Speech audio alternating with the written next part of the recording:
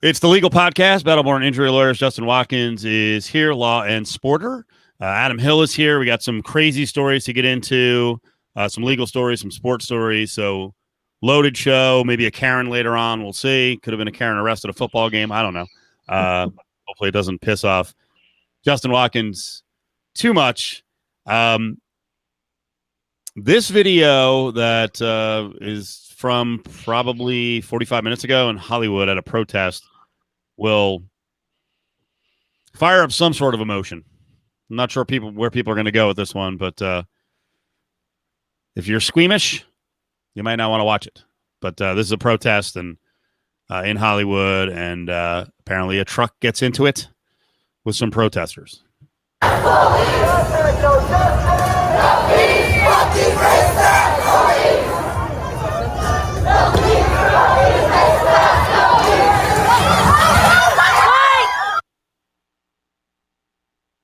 All right, so what have we seen so far? What I see, it's hard to say because the truck's not the focal point of the video, but I don't know what was happening with the truck, or it looks like from there the windows are up, but I saw some protesters going after the truck or throwing things at the truck.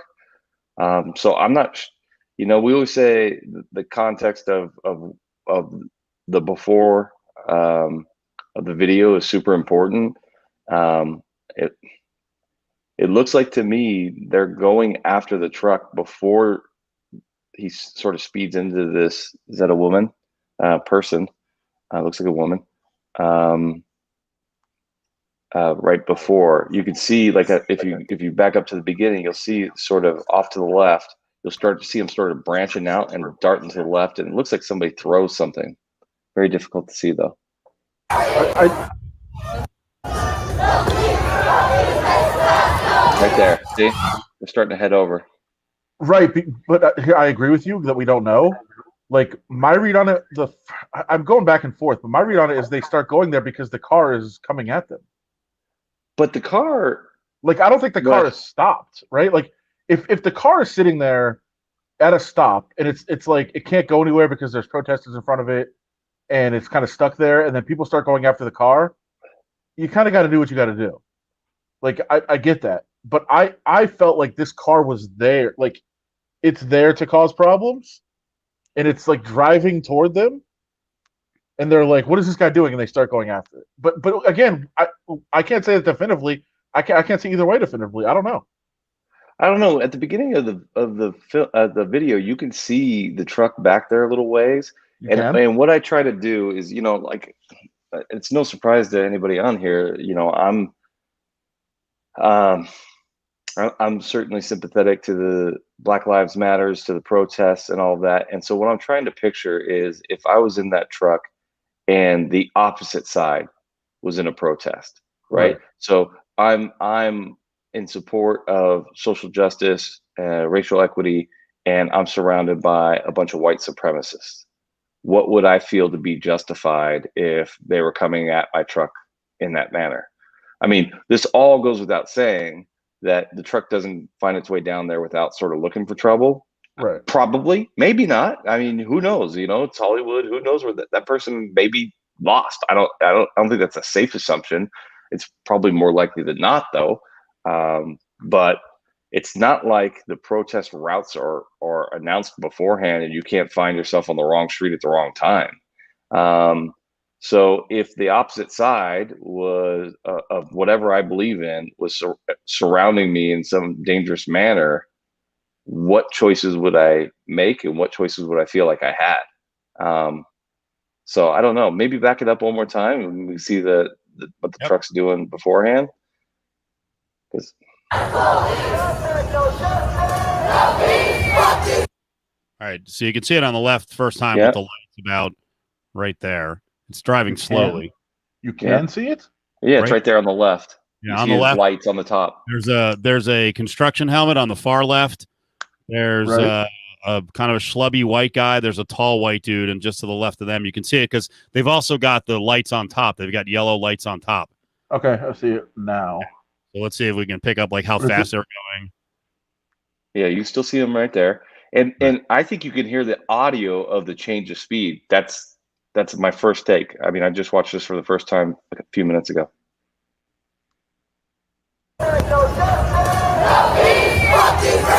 Yeah, he's not going fast.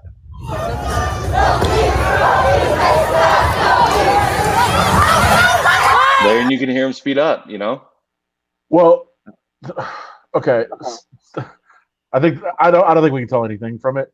I will say something happened there, right? Like everybody is marching forward, and then all of a sudden everyone turns and goes the same way at the same time. Like that's pretty clear.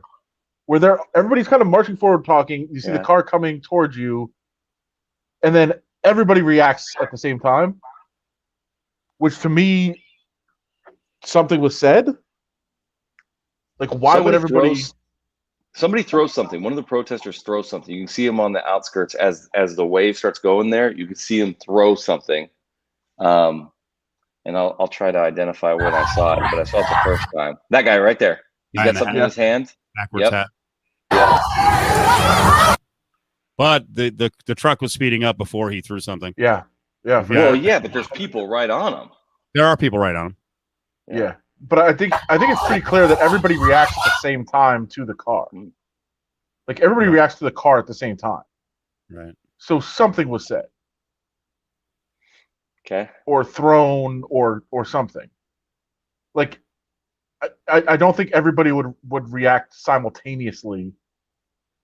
Just like there's not that kind of coordination.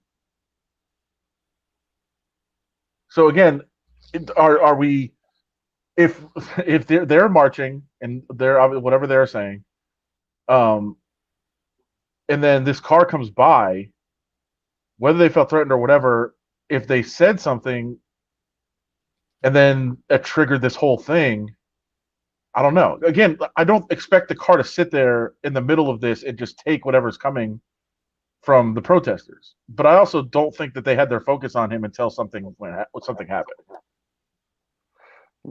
Yeah, and what that something is massively important from a legal perspective, right? Right. If he threw something out there, if he started violence, and I keep saying he, I don't know that it's a he, but if the driver, if it was more than words, he could be the original agitator, right?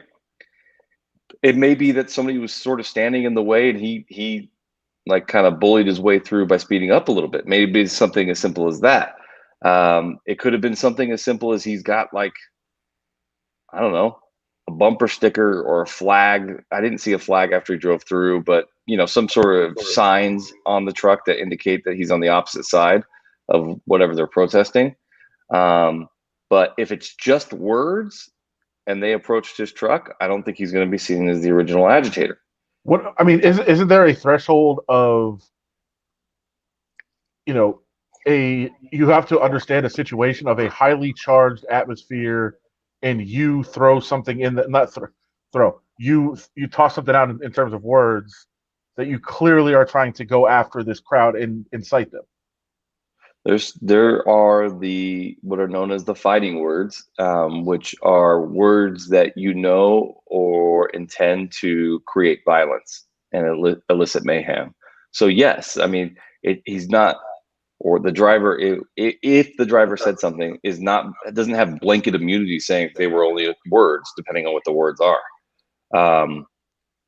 But okay, let's keep going. I guess. So how about we'll roll through it and keep going. Because then the driver takes off, and I'm not sure if they squished the person or what happened. And another person ran into the path, too.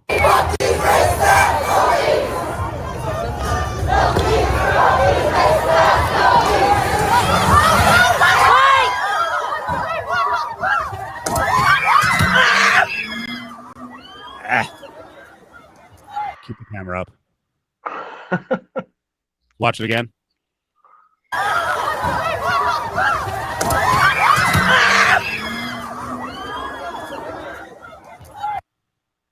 Watch the hit and run again.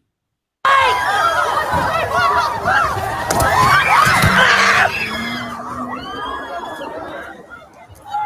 right, we'll stop it there. I mean, clearly, one thing we can tell definitively is the protesters are trying to open the driver's door. You can hear the clicks. So again, it goes back to who's the original agitator in this whole thing. I think it from a legal perspective, much more likely than not, it's going to have to be more than words. There's another. Is that a skateboard again? Yeah, What are we doing with these skateboards? So let's just go down a theoretical thread here and say he agitates them with words. Says blue lives matter, or black lives don't matter, or all lives matter. Whatever he says. Trump 2020. Trump 2020. Yeah. And they start coming after him, then I think the protesters are in the wrong. I mean, isn't the fighting words doctrine that we talked about, like, is that specific words? Or because clearly, if you go into that, if you went into a Trump rally and yelled Black Lives Matter, I would assume that you're inciting a riot. And that wouldn't technically be fighting words, but you know what you're doing. No, it's not like the 7 sinful words or whatever that you can't say on radio. There's not a specific set of words. It depends on the circumstances and context, and whether or not or have reason to believe that your words are going to incite violence or mayhem. That's really what it comes down to. But courts are very reluctant to apply that because, a lot of political speech and protest speech in some form or another is insightful, one way or the other, and sometimes violence, right? And so it's a very, very high threshold to meet. The only case that I'm aware of, and I'm sure there's hundreds, but the case you learn about in law school is the N-word. Using an N-word, the guy got punched, and he said, tried to sue for battery, and they said, "No, you started it with your words. Those were fighting words. You should have known that was going to elicit a physical response, and your words were the equivalent of a physical blow to the other person." Wouldn't you make that case that this follows that precedent? Like, what you're doing. Again, we're making assumptions here, but, and I'll use the example: if you go into a Trump rally and you yell Black Lives Matter, like, you're starting a riot. No, I don't think that would rise to the level. That's super, super, super dangerous. When we start lowering that level, we start censoring speech. Like, whether I like the speech or not is irrelevant, right? But when you say these words, definitively that a physical response or those words are equivalent to a physical attack. Boy, man, we got to be very careful there. So no, I don't agree with that. I mean, I think, okay, let's assume this driver is down there looking for trouble. Let's assume he said something hurtful. I still think he's going to be legally protected when the first physical aspects of it are highly threatening, right? It's more than a blow. They're trying to yank him out of the car. Right, but you're not, like, we're not setting a precedent that, okay, we'll talk about this video directly. If he's driving down there and it's a Black Lives Matter rally, it's a Breonna Taylor rally, they're doing this, and he screams out about Blue Lives Matter or Trump 2020, he knows what he's doing. We're not then setting a precedent that those words are censored. It's that the direct, like, confrontational, whatever words you're using, it's not the words that are the problem. Just like you said earlier, like, it's not a list of words. We're not saying you can't say those words. We're saying you can't directly, like, scream something that you know is going to start this reaction. I disagree. Yeah, I mean, have you ever been downtown Washington D.C.? Like, you ever been in the park across from the White House, right? You got people with megaphones shouting at each other in the most confrontational terms that you can really have, right? But you have to promote policy that says we have freedom of speech here. You can say words, and words do not justify violence. We cannot go down that road because it censors thought, it censors speech, it censors the foundations of our government. I mean, I totally disagree. Yeah. But when you go to it's Washington Square Park, I think, where it's right in front of there where that is. If you go there, like, you're going there to participate in like political dialogue of back and forth. Like, I think you understand the situation, just like you would understand the situation here. It's not about the words; it's about the situation. Well, you could just as easily, if you are not sympathetic to the Black Lives Matter movement, say the exact same thing of the protesters.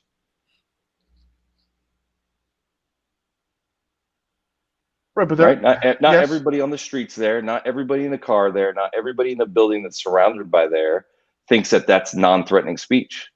Somebody could reasonably be threatened by that protest and that demonstration. Are they now allowed to come out there and start unloading clips? Are they allowed to go out there with a bat and start beating people saying you've offended me? No, we can't have that. We can't create that system. That's just, you know, I see what your brother's putting on here. Like, yeah, maybe he was down there to incite the crowd. Maybe. We don't know that. We do not know that. He could have made a wrong turn and just been in the wrong place at the wrong time. But let me ask you this: what if he? Yep. And again, it's all hypothetical. What Yep. if he like posted on Facebook and he's like, "I'm going to go really get these people"? So what? Like, if his intent was to run people over? No, his intent was to go incite them. Yeah. And somebody could reasonably say that the protesters are down there to incite something too. I mean, 2 cops got shot in Louisville. Right? Do we want to be the arbiters of that? I think that that's such a dangerous, slippery slope that I think the courts have over our 200-year history have been very, very reluctant to go down. Well, and just to be clear, because I don't want to make it one way, and I was trying to do that the other way too. If these same protesters, were like, oh, you know what? There's a Trump rally 2 blocks down. Let's take this protest right to there. I would say that they're inciting something. Like, they're trying to make something happen. I just don't agree with the premise. No. I think that maybe in today's society, everybody thinks that, but that's not how it should be. And that's not how our laws shouldn't assume that that's the case, because then it gives license for physical violence, for being offended. And we can't have that.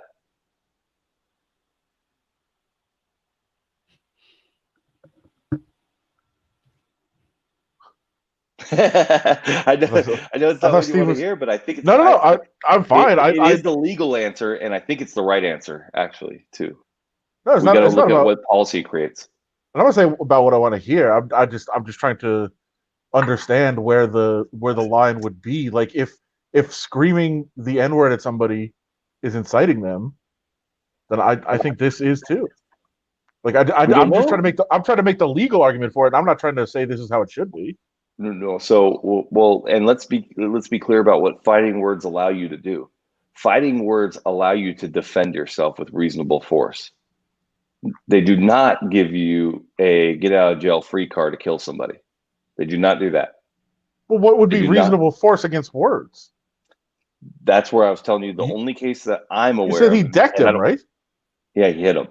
Right. I mean, that is different than being dragged out of that's way different than being dragged out of your truck and who knows what. I mean, you're in Hollywood. You know about the history of protesters and letting somebody open your door and get out of your truck. I mean, we weren't trying to open the truck till after he hit the guy, right? We don't know that.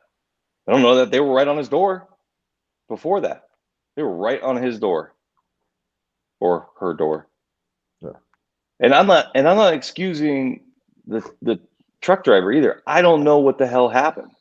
I'm just saying, right, and I don't either, and that's why I'm not trying to make it specifically about this. I'm just saying the situation in general in terms of where the line would be if we have a law that involves words, you being able to react to words, then I would say this is the example.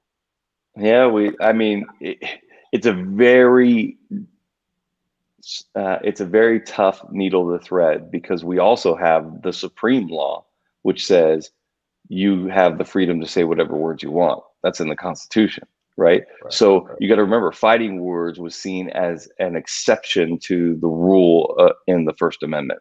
And that's a very tough standard to meet. So, I mean, I would say that this person, I don't know I don't know what's going to happen, because I just don't know what led up to it. But if it was words, I don't think anything's going to happen to this person. All right. Someone was asking earlier about just basically pedestrians in California having the right of way. Yeah, well, this isn't a traffic incident. This isn't about the rules of the road, right? I would love if that's the argument that we went with here. Pedestrian. Yeah, no, it's not about the rules of the road here. This is about criminal behavior. Somebody committed criminal battery. It's either the protesters or the driver, and the key question of that is what started it, who started it, and whether or not there was an unreasonable escalation of force in self-defense. That's the only way that coin can flip. I don't know when this video is from, but I saw it circulating around social media, and Brady was nice enough to send it to us. This is law enforcement, I guess, pushing back, and apparently someone decides that they're going to lay in the road as a sign of protest. So kind of look towards the right side of the video.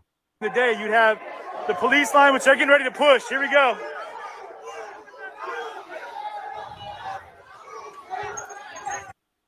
So there's a person laying in the road. Oh.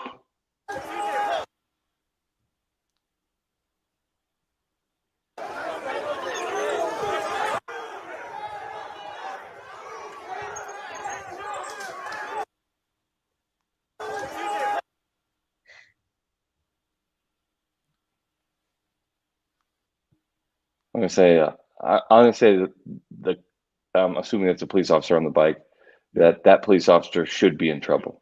It clearly intended. Walked it too. Well, it wasn't like he didn't have control of the bike. Did he? I don't know. Did he step on his body, or he actually made a motion to step over the body? I don't know. He actually stepped over and kind of kicked him towards the back. Kind of kicked him. Yeah. We'll probably charge him with some sort of damage to the bike. That tends to be what we do now. I mean, I'm not going to also excuse the stupidity of the protester for laying down when they're advancing either. Yeah. Don't be a dummy. Nice box, man. Do you have a link to that? I'd like to see that. Probably paid suspension for like 3 days.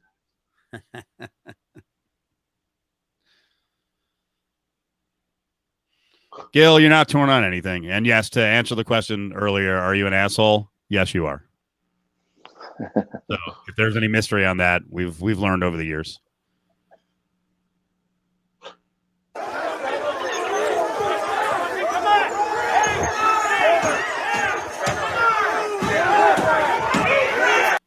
So then he gets arrested. Right. The worst part about this is, and we only see a little bit of it too, I'm just saying, based on my experiences covering protests, what they were doing there was trying to get people angry at them for running the guy's head over, right? So that then they could use force, escalate. Yep. Right. That's what they tried to do, and not always, not 100% of the time. I'm saying the times that I've covered protests, the officers will do things to try to get people to react, so that then they could use force against them. Yeah. No, I certainly think it sounds like he was disciplined. I certainly think that that's justified. I think criminal, civil, also a possibility. I'm seeing that it's in Seattle. Yeah. I think that you're likely to see some repercussions there. But again, if you're a protester, don't be stupid. Yeah, Seattle cop placed on leave after video appears to show him walking a bike over a protester's head. What do you mean appears to show? Well, yeah, you have to. No, what do you mean you have be, to? It could be doctored. As a journalist, I know what we're doing here. It could be a doctored video. Okay. You have to be careful with that. All right. But if you said video shows him being run over by that is what the video shows. You're even if it is doctored, Sure. you're still correct if you say video shows.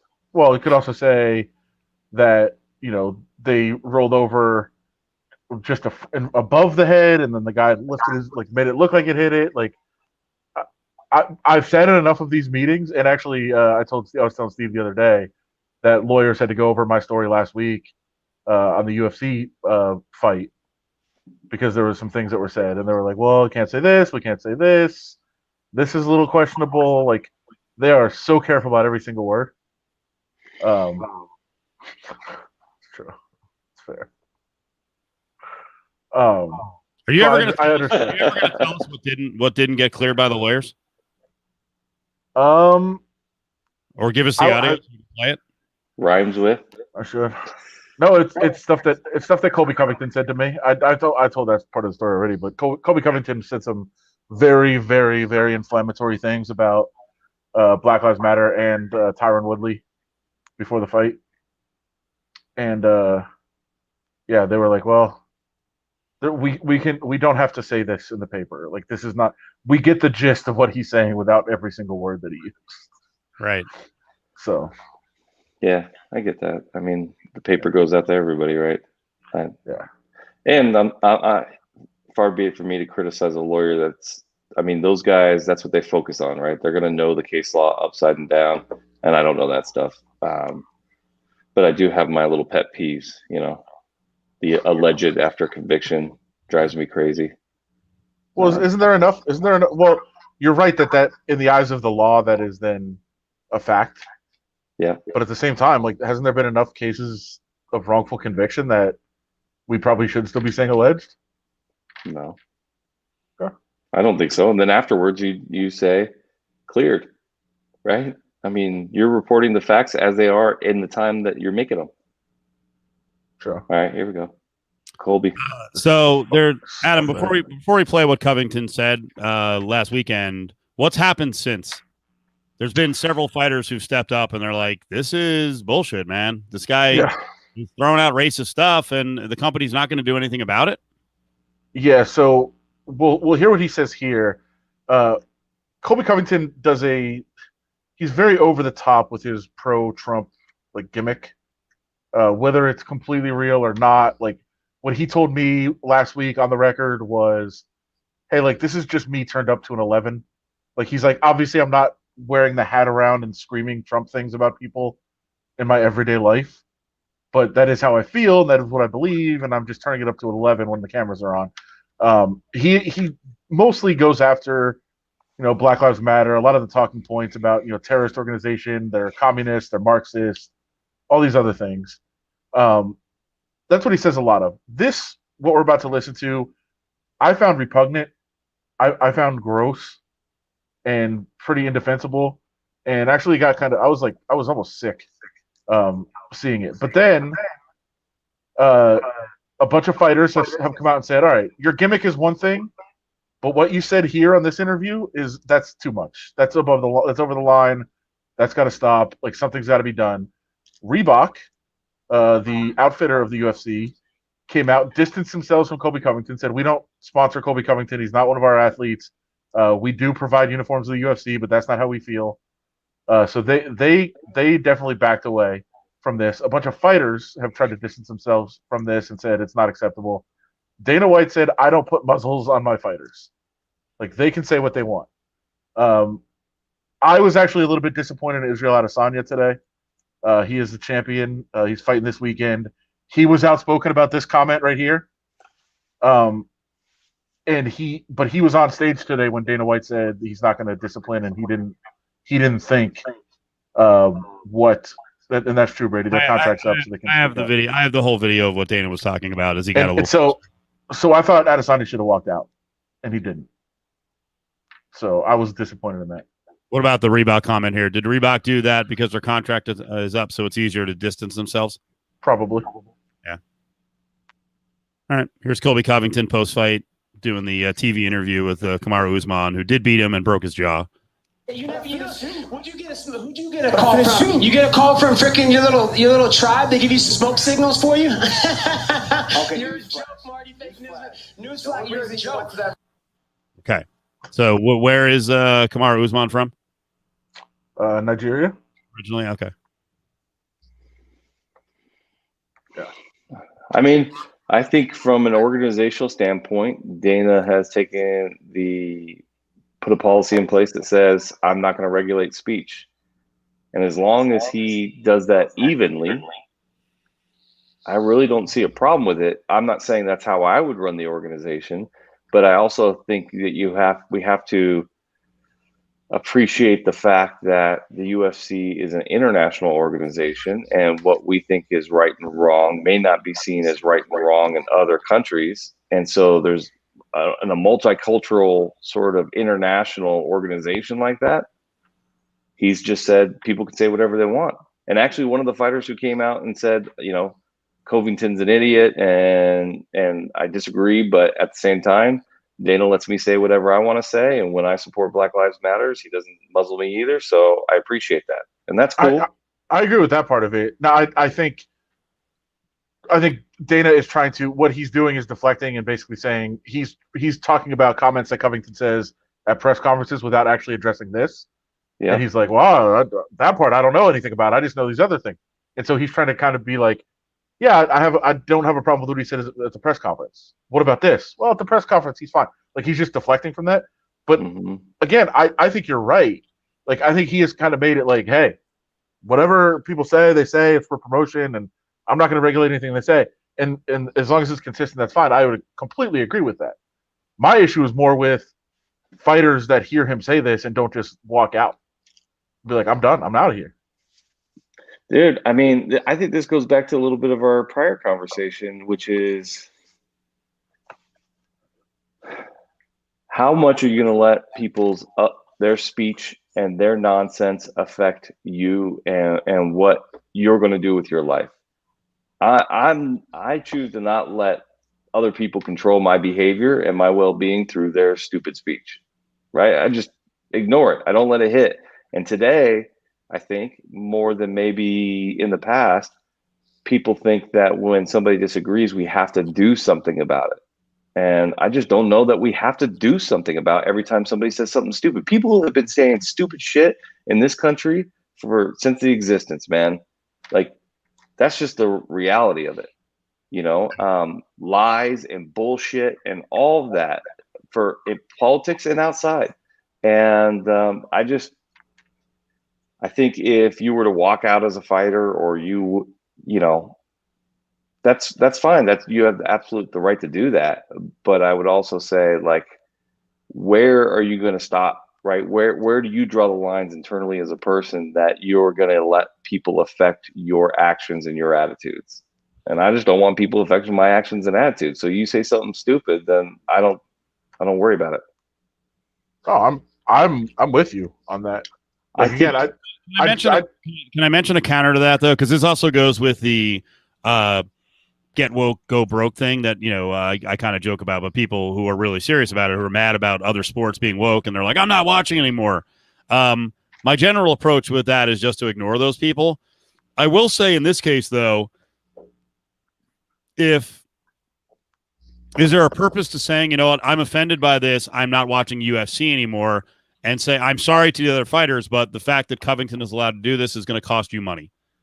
Yeah, I think that's... Is there a purpose to that? Like, hey, you're losing out because the company is choosing to prop this guy up. I just can't do it anymore.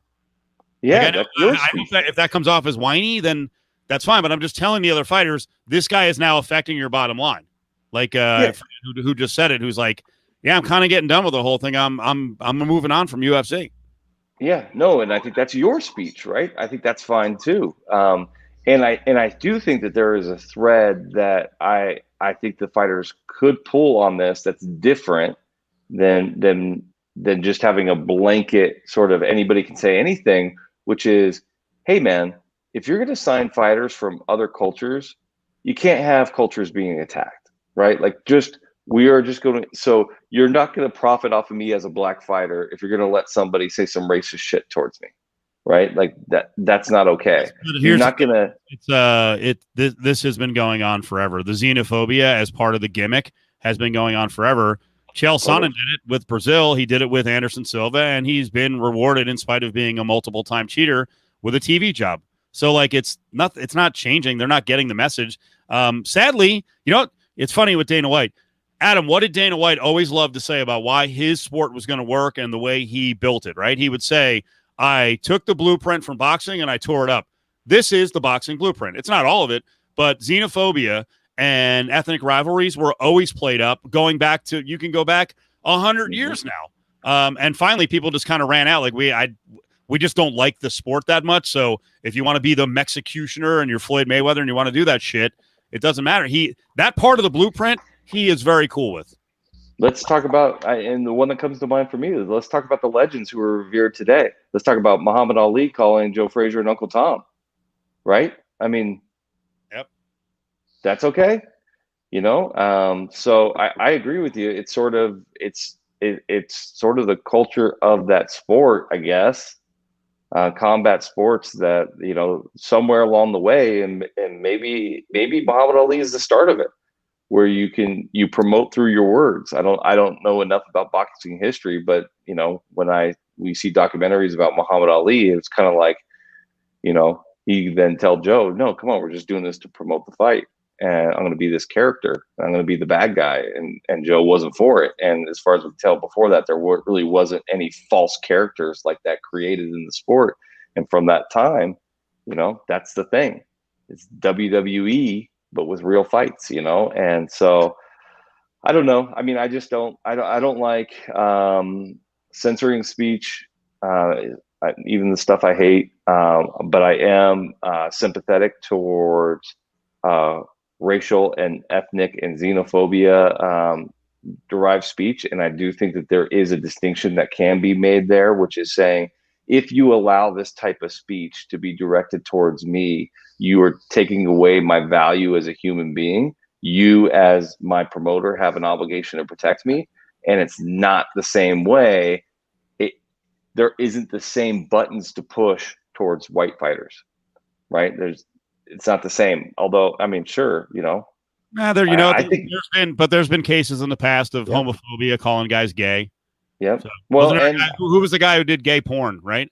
And there was Dakota Cochran. Yeah, there was stuff thrown out about him. So it's just, you know, it's the fight game, and sadly, you've got a lot of immature guys who are involved, and sometimes the women do it. And you know, we mentioned racist and xenophobic stuff. There's been a lot of sexist stuff over the years too, and sadly, coming from the boss and his lead announcer, who have gotten caught in the past, you know, calling women cunts and, you know, clunts. Sorry.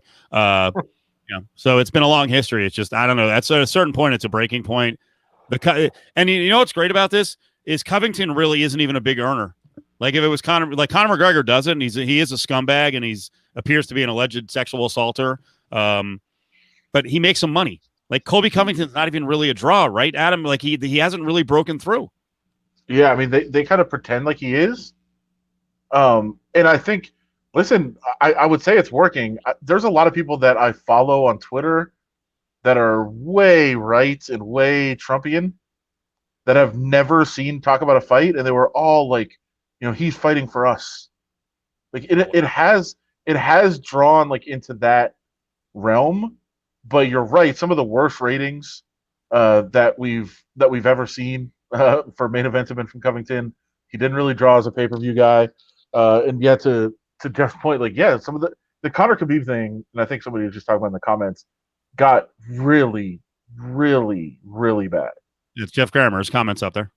No, but I'm saying somebody else said it before about how Dana said it was like the darkest day in UFC history, like with Conor and Khabib, and that's true. And again, I'm not advocating for him to like suspend Colby Covington for making a racist comment. I'm saying, like, at some point acknowledge that, yeah, that was racist.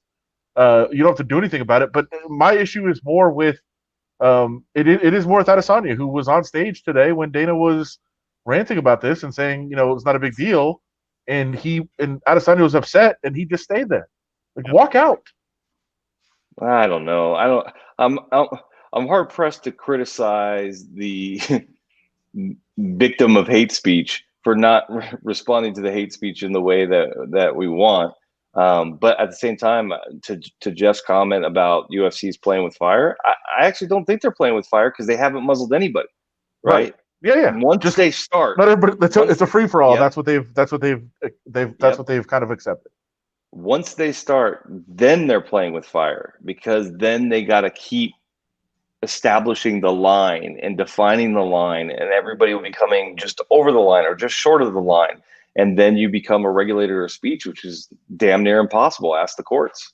Yeah, and Justin, to your point, like I first of all, Adesanya was not the one that was attacked by Covington, and I get your point about not blaming the victim and something like this.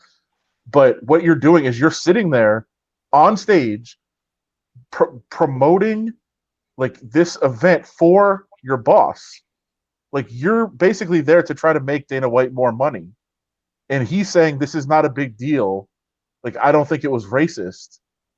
Like, I'm not going to sit there and make you more money and sit at this press conference and try to get more people to buy this fight to make you richer when you're clearly having no respect for my feelings. Because Adesanya is the one that said, hey, that's racist.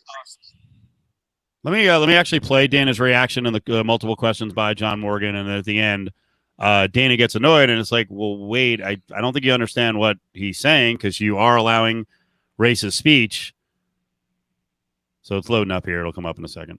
Yesterday during the media day, several athletes, Israel included, Hakeem Dawodu, Sajar Eubanks, they all brought up the fact that they were a little bit upset with Colby Covington and some of his latest remarks. I know last week you said, hey, I'm freedom of speech, but do you feel like we might be getting to a point where we got to say, hey, listen, if something's racist or can even be perceived as racist, that's the line. You got to cut it out. That's the 10th time you guys have asked me this. Yeah, I mean, these guys all have their own causes, things, all their own beliefs. We don't muzzle anybody here. We let everybody speak their mind. I don't know what he said that was racist. I don't know if I heard anything racist that he said. I don't know. Would you agree that if it is racist, though, it's wrong? Yeah, of course. Come on. Well, just want to get I'm it not on going to record. play these games with you guys. Come on. If it's racist, would I? Yes. Okay. Yeah, it was racist. That's what I'm saying. Say it was racist. It was. Now, I think the problem is he keeps deflecting because I've heard him go into this before. He's like, hey, the stuff he says at the press conference and all these other things. Like, yes, but that's not what we're talking about. We're talking about one specific comment on an ESPN interview. We're not talking about the press conference and him going after Black Lives Matter because Tyron Woodley is a protester and an organizer for Black Lives Matter. Like, we're not talking about those things. We're talking about one specific comment at this interview on ESPN was racist. And to pretend like you didn't hear it is just disingenuous. I don't know. I don't know where I go on this one because I don't even know that I would get into it if it was racist, right? Like, you just be like, hey man, I'm a promoter. I'm here to promote fights. These guys are saying crazy shit all the time to promote the fight too, and I'm all here for it. They're not my employees. I don't control them, and I'm gonna let them speak their minds. And if there's a segment of the people that love that talk and want to be with that person, so be it. And if there's a segment of people that fucking hate that guy and want to see him get his ass beat, so be it. Either way, you're watching the fight, and that's my job, right? Right, but again, like, I think we're on the same page in a lot of this. Yeah. Because he was doing that at the beginning, right? He's like, hey, listen, at the end, guys. Yeah. And then he's like, of course, if it was racist, I would have a problem with it and say something. It was. No, but that's not what the question was. The question was, would you agree if it's racist, it's wrong? And so now I think that question could be perceived by him as to his own beliefs and him saying, yeah, of course racist shit's wrong. Like, I'm not a fucking idiot, right? But I'm still not going to stop them from saying racist shit. He didn't say that, but the question was not, will you do something about it if it is racist? That was not the question. Right. That's fair. Which I think Dana took it as a personal, which was like, I'm not going to play these fucking games with you guys, right? I think he was, they were saying, oh, so you don't care if people are racist, is how he was taking the question. It is racist. I agree. Yeah, it's racist. Nobody's disputing the fact that it is racist. It's 100% racist. The question is whether or not, as a promoter, you become the arbiter of racist or xenophobic or homophobic or threatening or language, and attempt to adjudicate that and punish according to that. And I wouldn't want to do it, especially with the people who are talking being fighters, man. Like, you're going to be doing that shit every day, all day. So let's flip the script completely. Good story today out of college football. Both the Pac-12 and the Mountain West Conference are going to start up their football seasons. Pac-12 November 7th, 7-game season, 8-game season for the Mountain West Conference, but basically they have to do like 8 games in 9 weeks, which brings us to UNLV. And Adam and I have been talking about this a bunch. Speculation when UNLV came back, what's going to happen with our stadium. It's all for you, Las Vegas. The Raiders can't have fans there, but this was not an order. I'm sorry. The Raiders elected to not have fans there, but that was not an order from Governor Sisolak. Mick Akers, your buddy over at the RJ, after comments from one Desiree Reed-Francois, who said, we're hoping to get some fans in there, says that it looks like a limited number of fans might get into Allegiant Stadium this year. After all, football starting up on October 24th. What do we think of this? This is it could be a quandary. It's cool for UNLV fans, and it's cool for locals who've contributed, upwards of $750 million to our stadium.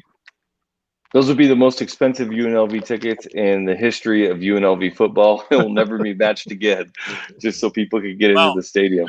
The speculation would be that they have 74. This isn't speculation. They have 7460 in terms of season ticket holders. If they elected to just let season ticket holders in, that would be about 11% of the stadium. And then after that, I don't know what they would do. That's a good point. I think it's pretty dangerous for UNLV and UNLV football to try to freaking rake people over the coals with like super high prices just to see our publicly funded stadium. But I don't know. But the issue out front. I'm gonna buy season tickets tomorrow then. Yeah, you should. The issue out front. The issue out front with the announcement is the Raiders aren't having fans, and now UNLV might have fans. That's kind of a thorny issue.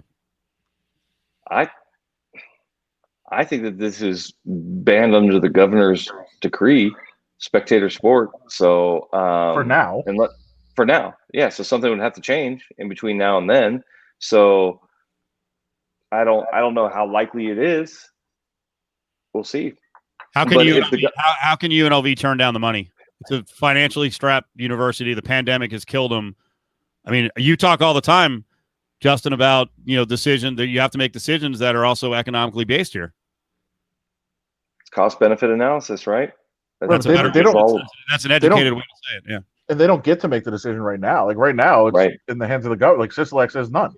Like now, there is something in that order that I've read 100 times that says professional and college sports can only go on with no fans.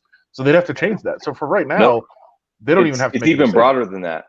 Any spectator sport, like kids' youth sports, if there's spectators are not allowed.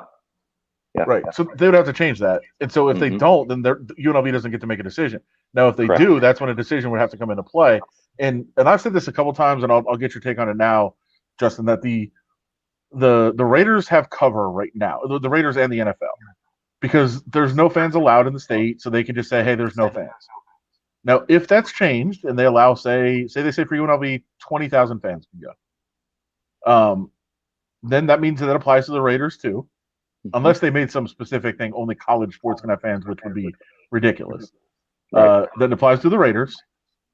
And so the Raiders would have to then say, okay, we said it's full or nothing, so we're still going to say 0. Well, the players do have a CBA with the league where they split revenue.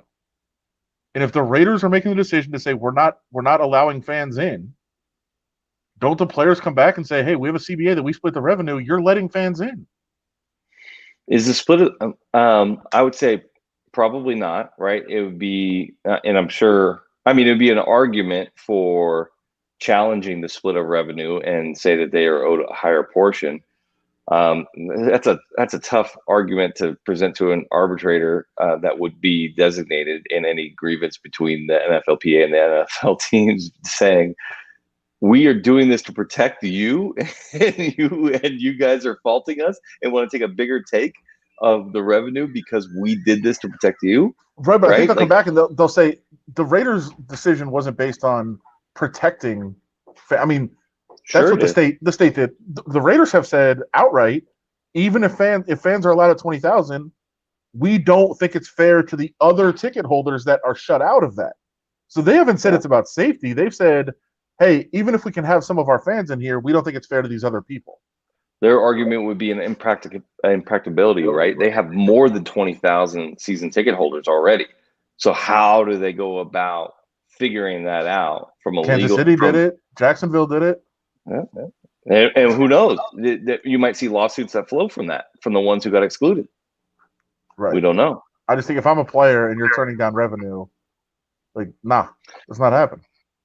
But I don't know if stadium revenue is thrown into the pot. I don't think it is. So local revenue would not be TV. part of the CBA. Right. I think that's right. I think it's TV contracts, it's apparel, it's stuff like that. But I don't think this comes back to a grievance that Jerry Jones had with the NFL and actually went to court on about he gets to keep the stadium stuff. And he actually, I think, went after the apparel too, and he might have won that. He might have won on both fronts, but I don't think it's part of the revenue share. That would make more sense. And if it's not, but just because it's not part of the revenue share does not mean it's not part of the revenue calculation for purposes of the CBA and the share of revenue for the players. Those are two different calculations, right? So I don't know. I guess it's a long-winded way of saying I don't know if that's included. If it's included, could they make the argument? Sure. And if the Raiders have said it all along just because of feasibility and not because of safety, that certainly weakens their argument against it.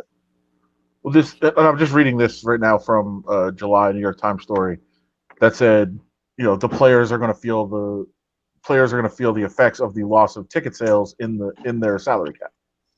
Okay. So it would affect the salary cap. Oh, the cap. Well, that's different though, right? Right, but if the cap goes down because you said you're not having fans, that's on you, not me. I'm like, as a player, I'm like, no, that comes out of your money. It is coming out of their money though. Shit. I mean, right, but if they're saying none, if they're not allowing fans when fans are allowed, now you're saying we don't want that money, but you players also have to take a hit from this. Yeah. It'll be interesting. I don't know. That's where I think the NHL did. I think the NHL did a great job on all of this stuff comparatively, but they just kept that flat cap and basically said, we're not going to factor in this stuff. We're going to raise escrow a little bit, but we're not going to factor in the revenues during this COVID time to determine salary caps. Because if we do, the caps are going to be 40% of what they are. And we have existing contracts, and we'd either have to come up with some pro rata slash of those contracts, and we're just not going to do that. So I think the NHL got that right. But I haven't heard anything similar from the NFL. I don't think that they have agreed to flatten the cap. So earlier comment from T Gilbert 42 saying first football game with fans should 100% be a Raider game. I completely disagree with that. I'm on the opposite side. Raiders had their chance. They've elected not to have fans there. And if they don't change that, then UNLV has every right to be there. And listen, when we break this down in the end, I think the cost is actually going to be higher for the public than the Raiders on the stadium and everything that needs to be done around the stadium. I think by the time the roads are going to be done, this is going to be pushing over $2.5 billion, which means that we as Vegas and Nevada will have paid over 50%. Well, there's absolutely no doubt about that. We could get over 50% by just acknowledging the fact that they gave us the stadium and we get no property tax from it. That alone puts us over 50%, which is fucking bullshit anyway, because it ain't our stadium. We can't do shit with it that they don't approve. I'm definitely fascinated. We mentioned this, but I'm fascinated by how many dates the Raiders allow the Rebels to have. Mm-hmm. And what days they're going to have to play. They're going to play Wednesday games.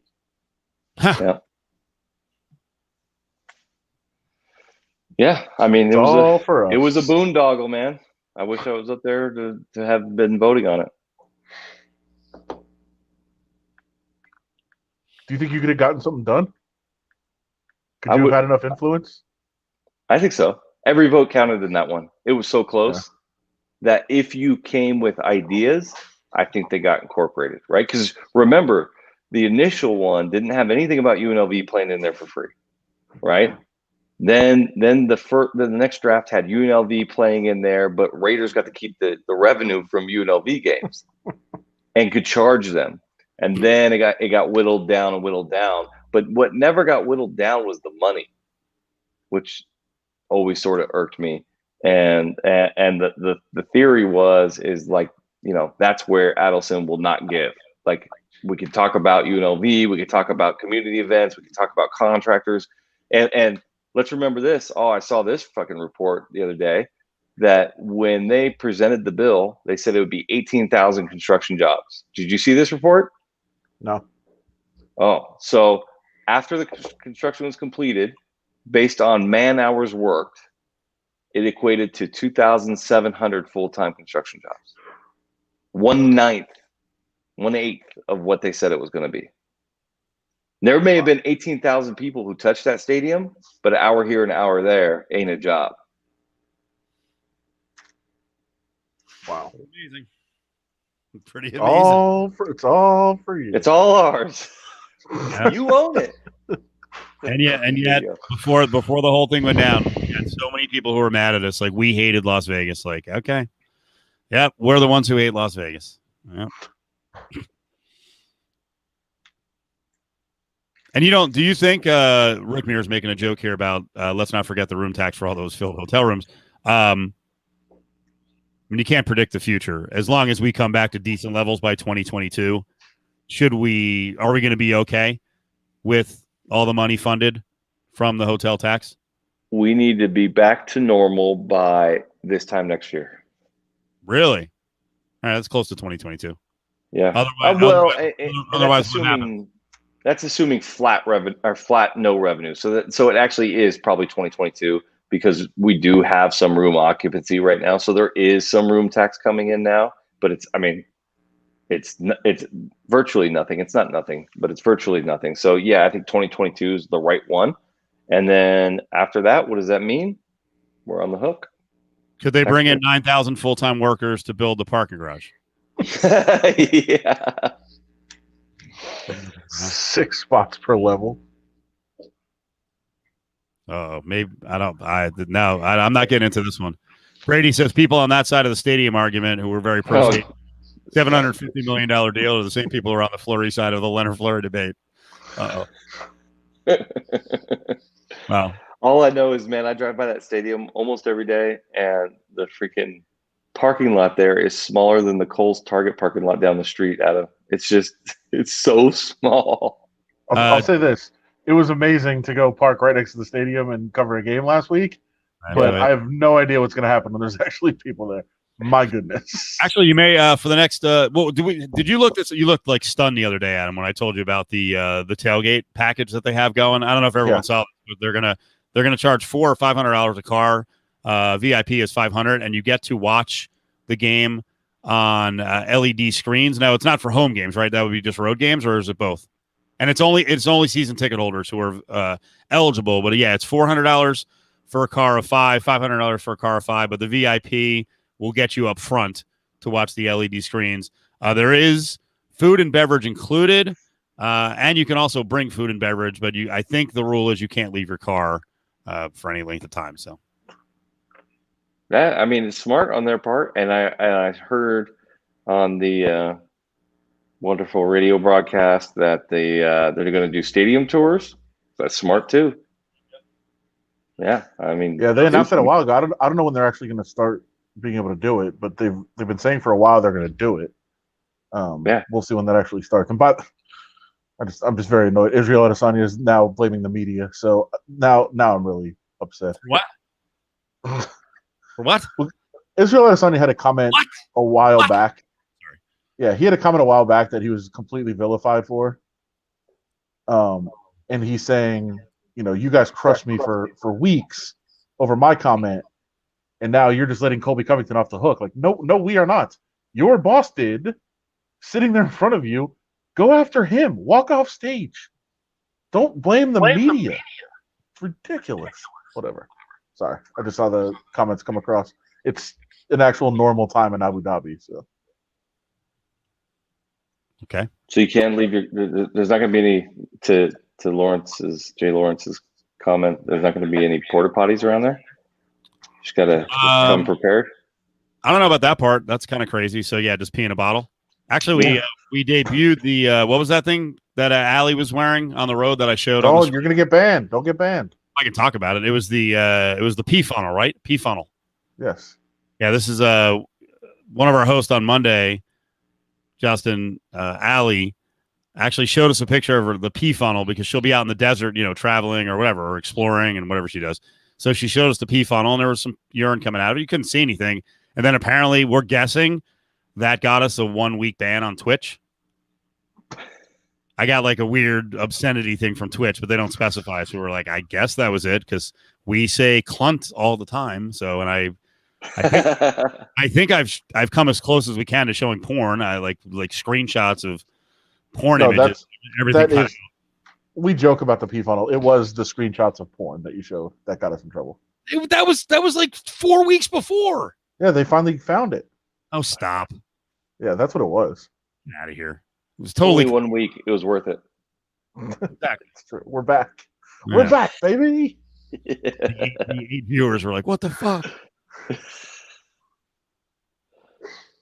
And yes, we have labeled it for mature audiences, 18+. I do that on all the videos because we cuss like sailors. So we're trying not to, and we're going to try to mix in clunt and fudge and snit more. But fudge and clunt. Yeah, we slip from time to time.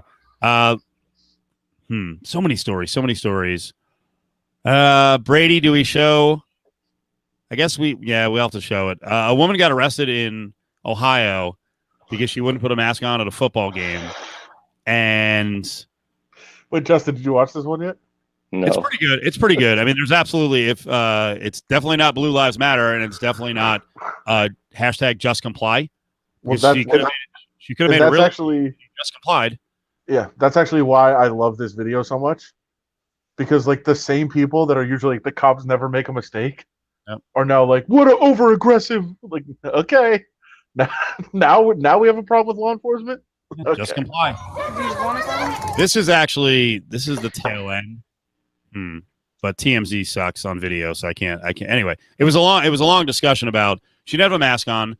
They were just trying to escort her off the property, and she got belligerent. So he's trying to handcuff her, and it's like 5 minutes of battling her with the handcuffs. And of course, there's all the the freaking peanut gallery around, and this is where she gets tased.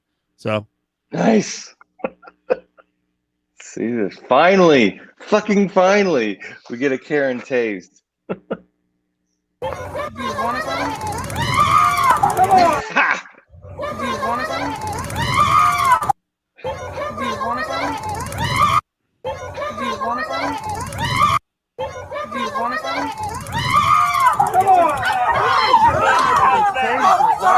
Tase somebody over a mask. Tasing this lady over not wearing a damn mask. Wow.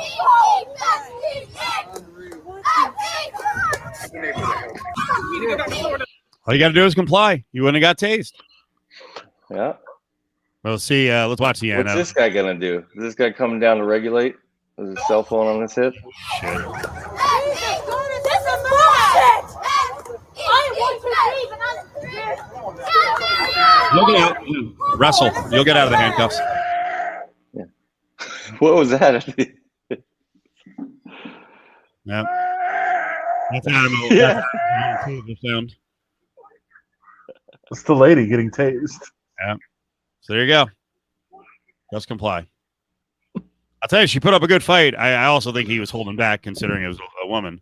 But it took him 5 minutes before he was finally like, "All right, fuck this." So great. Yeah, good.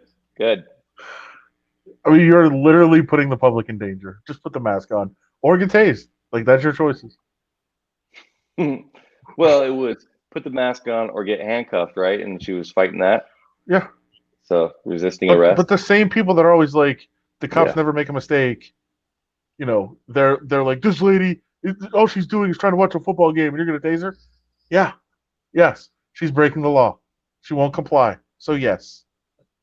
I mean, I do like the fact that the people were like, "Damn, she just got tased for not wearing a mask," but they're not like trying to jump in there. They're just videoing. They don't want to get tased. Yeah, Should ain't fun. fucking more Karens need to get tased. Oh, it would I'm really just stop a lot of joking. them, wouldn't it? I'm just joking. I think you're correct. They're not complying, right? Isn't that what they say all the time? Well, we never see the Karens with the cops, though. Rarely, right? Most of the time, they're like, "Yeah, call the cops," because fucking Colorado code of fucking Karen means I'm okay.